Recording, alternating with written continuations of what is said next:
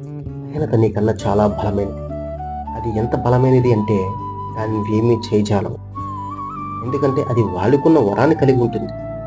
అది నీపై యుద్ధం ప్రకటించినప్పుడు నీలో ఉన్న శక్తి మొత్తాన్ని తన వైపుకు లాగుకుని నిన్ను నిర్జీవుని చేస్తుంది. అందువలనే మనిషి ఎంత బలమైన వారైనా బలహీనతలతో యుద్ధం చేయలేరు. కానీ దాన్ని ఓడించి విజయం పొందే మార్గం లేదా అంటే ఉంది. నీ బలహీనతను చిత్తుచిత్తుగా ఓడించే యుద్ధ నైపుణ్యం, యుద్ధతంత్రం ఒకటుంది. అదే నీవు నీ బలహీనతను గుర్తించగలిగితే చాలు, ఓడించడం చాలా సులభం. దానితో యుద్ధం చేసేటప్పుడు నీ మనసును చీకటిలో ఉంచి కాకుండా నీ మనసు ప్రశాంతమైన విలువలో ఉంచి యుద్ధం చేయడానికి ప్రయత్నించు. అప్పుడు ఆ బలహీనత యుద్ధానికి అసలు ముందుకు రానే రాదు. నీ బలహీనతతో ఎప్పుడు యుద్ధం ప్రకటించినా వెలుగులోనే ప్రకటించు తప్ప చీకటికి ప్రాధాన్యత ఇవ్వకు.